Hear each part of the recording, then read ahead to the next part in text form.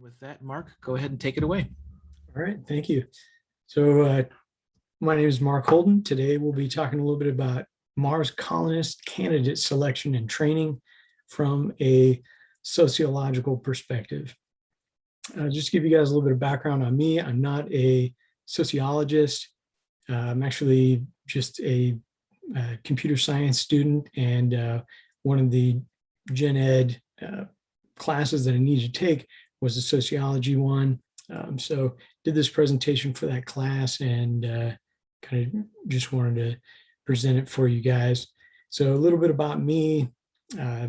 Been a recon Marine, scout sniper, mountain leader, and a few other things, and I've done a few deployments. And one of those deployments was to Iraq. You guys may have been there or seen on the TV that there's actually a fair amount of dust storms that happen there. And for the most part, it's kind of just a white dust. It gets dark, or like get dust in your eyes and anything. It's not that comfortable. But there was one in particular that was a little bit different. This is a picture of me. I'm that guy in the middle that could use a haircut. Probably could use a haircut now as well. But I wanted to show you guys this because this particular dust storm was just so red. And actually this picture really doesn't do it justice because kind of the white balance on the camera. But when we came outside in this, everybody was talking about Mars. There was no question about what was going through everybody's minds. And this was back in 2008. So it was before pretty much anybody knew about SpaceX. You look at NASA, there really wasn't anything going on at that time from them. And still, this is kind of that watershed moment where you have the realization where we're really going to do this. And anybody can go if they want to. So this presentation is from the perspective of giving everybody the tools that they need, that, if there's anything that they need to work on individually to set themselves up for success and they want to go, then they can go. Many of you guys may have seen the interview that Elon Musk had with Matthias Döpfner at the Axel Springer Award. This is in 2020. When asked about the timeline for Mars, 6 years was the answer for that. And then optimistically, even 4 years. And, there'll be some discussion about whether that means people or cargo, or if it can even happen that fast. But this is kind of the timeline that Elon Musk is looking at. So, for our preparation from that perspective, we need to get mentally ready and start looking towards some of these things. So it actually brings up a couple of questions. If you plan on going to Mars, have you already started planning for when this happens? If buying a ticket, or having the means to do so, what's going to happen to all your stuff? And along with that, is there any kind of anchor that's here that is going to be kind of a mental hindrance for you to make that journey? Anchor from one perspective, where it gives you a solid foundation to move out to Mars, is very positive. But if it's something holding you back, then those are just things to consider. And as we kind of go through this process. So a few things we'll be talking about.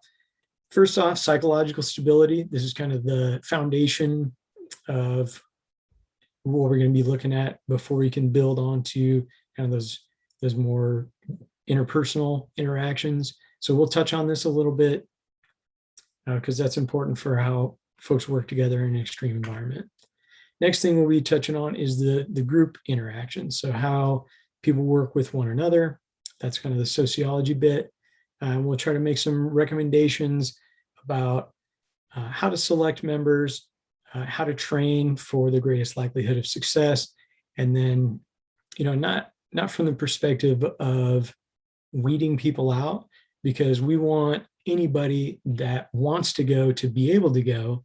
So this is coming from the perspective of, given that you need certain personal individual characteristics and certain group interactions, how can you be more beneficial for that mission and ensure the kind of success there.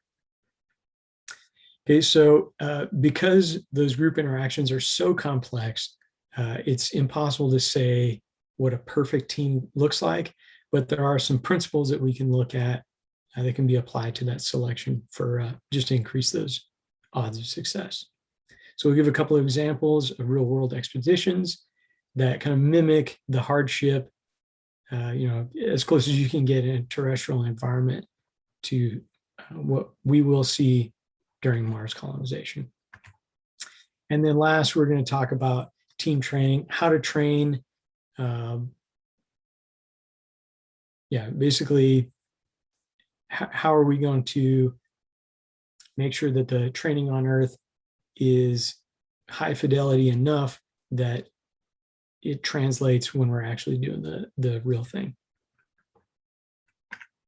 Okay, first thing about psychological stability is looking at that long-term isolation.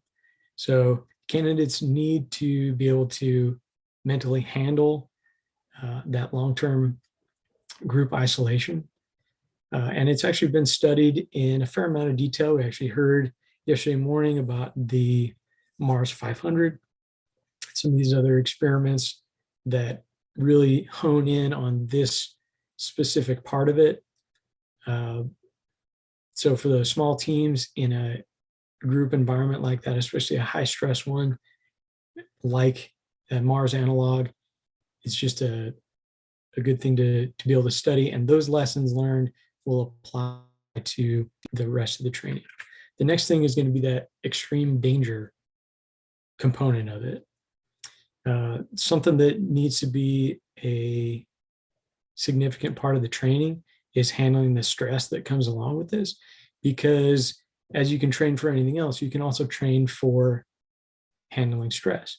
So the intent is to try and closely represent the actual stress or the real stress that will happen in a Martian colony into the training so that folks can train to that. And, the first time you may experience that, it may not be a complete success, but that's why we train. So the more often you're exposed to that in this case, it would be simulated danger, but the more often you get exposed to those analogs, then the better off you're going to be when it comes down to real danger in a real environment where you can't just call a training timeout and go outside where there's air, because there's going to be a slightly different case there. All right, and then the last thing for psychological stability is going to be personality traits. So some of the criteria you're looking at is basically going to be anything that you would consider, anything you'd want in a person that you're going to take on a road trip. This is going to be the ultimate road trip, especially when we're, on the way to Mars. There's not going to be a lot of freedom of movement. So you're looking for emotional stability, empathy, determination, selflessness, loyalty, cooperation, courage, judgment, confidence, and adaptability. And according to Paul Van Steensberg, I hope I'm pronouncing that right, because he's one of the founding members, I believe, of the Mars Society, so he might even be watching. He says in a 1998 study, personality traits of the crew members is perhaps the most important of all the criteria. So these psychological traits are important because they form the basis of how folks will work together. Next thing to talk about is going to be leadership. So once you've got the group down to the psychologically stable, those folks that will make a great team, now you kind of start to rotate people around to where you're putting leaders in place. And this is something that you can kind of take from past experience. There's going to be a lot of this information you can get from interviews with the leaders of those leaders, previous leaders or their peers. But also it's important to talk to their subordinates as well. If they're going to be a leader on a Mars colony trip, then just putting them in that kind of place of authority is something that we just need to be really careful about and make sure that we have the right people in those situations. So up here, we've got a distinction between a formal leadership structure and an emergent leadership structure. And basically what that means is, I'm taking that from a 2003 study by Jeff Johnson, where he talks about formal obviously being, like the boss in a work environment, or, coach of the football team or something like that. And then there's that emergent structure where it's not necessarily the defined hierarchy, but you have folks that are just natural leaders, where if there's a high stress situation, they are the go-to guy. They're the person that the rest of the team looks to see how to react in a situation. And as they say, calm breeds calm. So you really want to have special people on these teams where, there is definitely going to be stressful times, very stressful times. And you want somebody that can maintain composure and be calm in that situation, so that those other people who are nervous about that can look to that person and, kind of get some of their strength to stay calm in that situation from there. So that's really important. And then, as we'll see, there's a contract, I guess, between some of these, not a formal contract, but an unspoken interaction between the formal leaders and these emergent leaders for actually how to get the work done.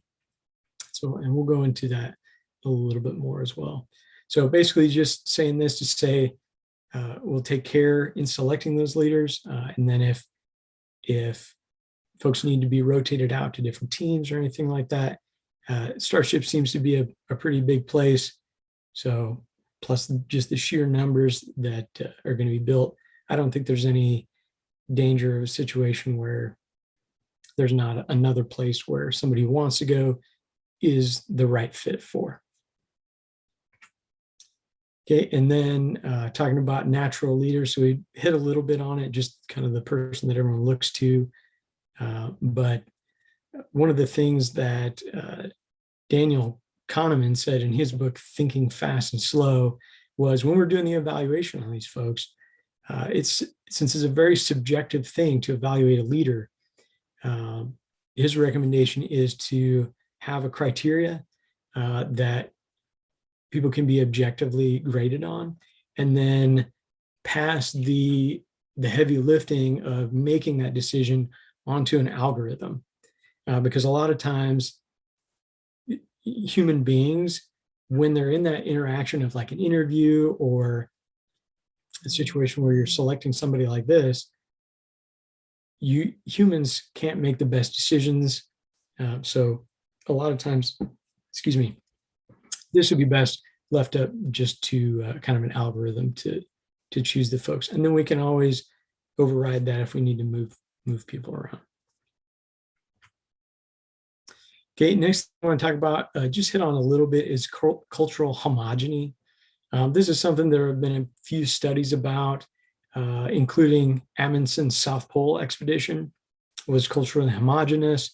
And then there's a 1973 study about some Midwestern basketball teams, where basically the study showed that culturally homogeneous teams, basically anybody that has the same background, those teams outperform teams that are heterogeneous, or just kind of grouped together at the last minute, come from different backgrounds.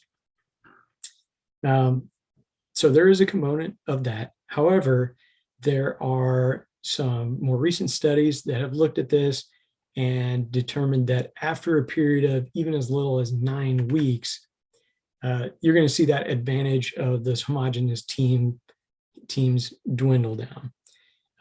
Basically, you'll be on par after that 9-week period.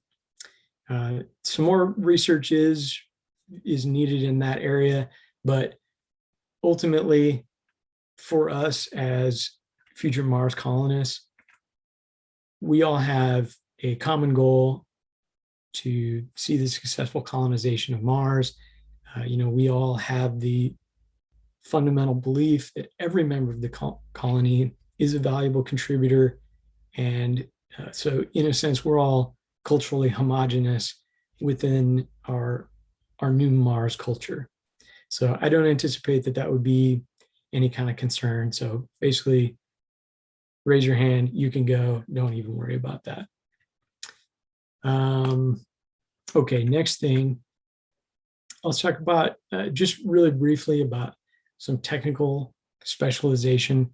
This isn't really related to the psychology, but it's just something to think about when we're putting these teams together. You want to have those specialties distributed throughout the teams, and you really want to have a situation where you have redundancy of skills within the team. So, you don't just put all the engineers on one team because they're all buddies.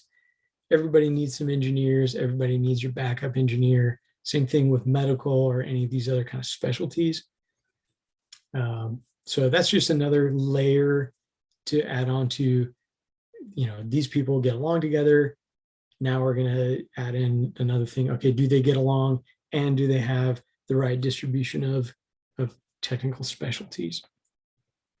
And then some of this can be trained, but certain things like being a physician takes a decade or more to really get to that level that we kind of want on there. So it's not just something that's super plug and play for some of those specialties. All right, and then team rotations. This is something that needs to be available to us, because as the training kind of goes on, if there's certain people that would be more successful in a different place or can kind of contribute more of their skills in a different team or on a different team, then we want to have the ability for them to do that without messing up the whole thing. Because I know there's going to be that kind of like underlying additional stress that we really don't need of, if this rotation happens, if I'm the one that doesn't fit and I get rotated, does that mean I don't go to Mars? And we really want to make that not the case, because one, it's just a stressor we don't need. And then two, it's kind of a false thing, because everybody that wants to go can go to this. It shouldn't be a concern. All right, let's talk about social deviants. So one of the emergent social roles that should be expected is that of a social deviant. So for the purposes of this, we'll define it as a kind of two categories, one negative and then positive. The negative social deviant is one who is inept at their work, negligent in chores, and that spectrum can extend all the way up to hostility to other candidates. So we're kind of deriving these definitions a little bit from a 2003 study by Jeff Johnson. So either the positive or negative deviant behaviors can kind of develop in these. Some or all may be present. And then we'll talk about a kind of peer review process a little bit later in this presentation. Basically, if the person in question is negative for the morale of the group, even if they're otherwise a strong candidate, we've got to get them rotated out to another team or figure out something to do with them, because it's just adding additional stress that we don't need on that team. And we'll talk a little bit about the effects of negative social deviance, but obviously nobody wants to have kind of these hostile folks, or even somebody, it could be something as simple as inability to do basic chores or clean up after yourself. That kind of behavior is just, it's not what we need to be doing for each other. We need to try and, we're going to be in such tight quarters with one another that we need to really be at peace with all the other members of the crew. So the other type is positive social deviance. And probably you have this experience on many of the teams you've been on. Basically, you're looking at somebody who is kind of that jester a little bit, or somebody that's the joker or something like that.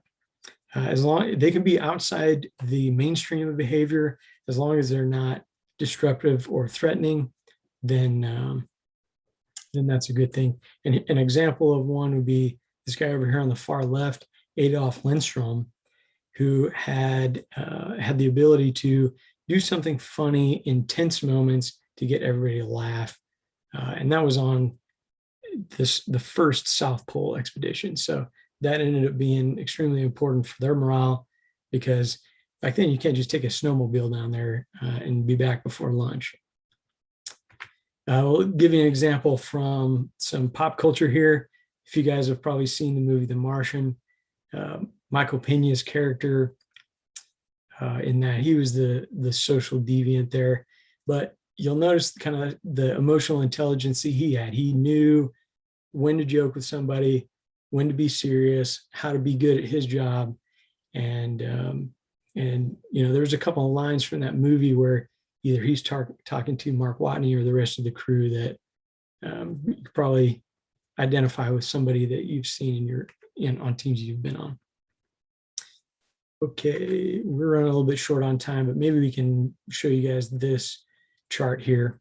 Basically, this data comes from a few years of the Antarctic winter over periods.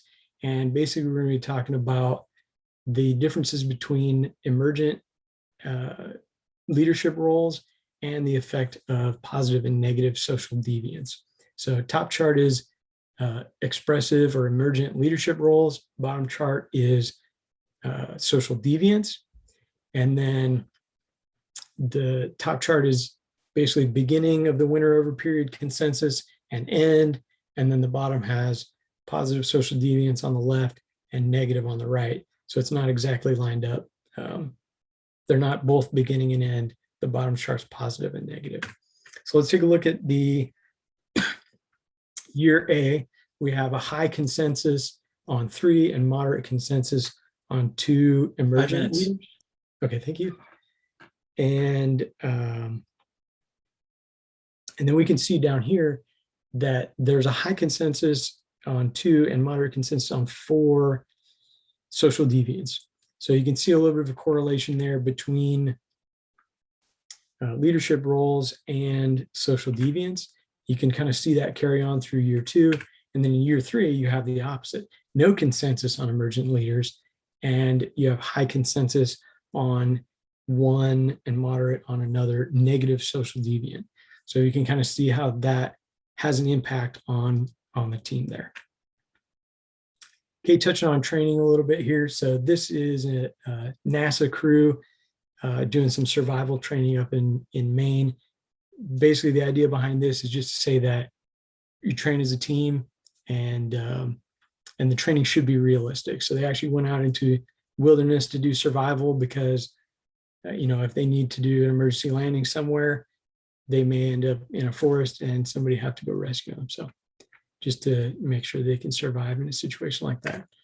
Next thing is the peer evaluations. These are important because the cadre, the instructors, don't always see everything. So peer evaluations to just highlight some of those things that those cadre may not see. Next thing that's actually an important thing, especially in cold weather, it always happens in cold weather where there will be somebody that starts to withdraw within themselves. We call it going internal or cocooning. And this is a leadership easily solvable thing through strong leadership. Basically, leaders need to identify those folks that are cocooning, and then draw them out, make sure they're interacting and part of the team. And the other thing is group cocooning. If the leader starts to go internal, then you've got real problems because that trickles down. So we just need to have those strong emergent leaders that can make sure we don't get into that situation. That's the last thing you want when you're 250 million miles away from Earth. And we already touched on realistic training a little bit, basically using these analogs, especially Antarctica or any of these like high latitude places where it's just a cold place to be. You learn a lot about yourself and your team. In conclusion, basically we've talked about psychological, sociological, and then kind of that training aspect of it, get people together. But if you've read the book Red Mars by King Stanley Robinson, it's actually very, very similar to the real world research that's been done for the examples that they used in their training. Here's some references for you guys, and with the last couple of minutes, be happy to take any of your questions. Great. Thank you. Any questions? Go ahead and type them into chat, and I will read them off. I know this is kind of a quick overview with a much more in-depth kind of a topic, but you mentioned that you're kind of conditioning and training yourself to be ready for this kind of a thing. Is there something you can talk about, or maybe some recommendations to kind of get in that mindset, or what's needed? Yeah. So a lot of that really, one of the biggest areas that you want to make sure that gets done in is the high stress ones. Because obviously, if you've been in a stressful situation, you've been very frightened before, there's a physiological response as well. And the only way to lessen that physiological response is to continually train to it. So it's something that's pretty common in the military, because you know that the whole point of the military is to get into a high stress situation. And it's critically important to make sure that you react the right way in those situations, because it could be your life or the folks' lives on the line. So the way to do that is you try to simulate those extreme stress situations. So I would say if you're gonna go on your own, try and find some training where you can be put in not life-threatening, but just periodically escalating situations that just increase the stress a little bit over time. I think that would be good. You're going to get yourself acclimated to the whole idea in the first place. Yes, that sir. makes sense.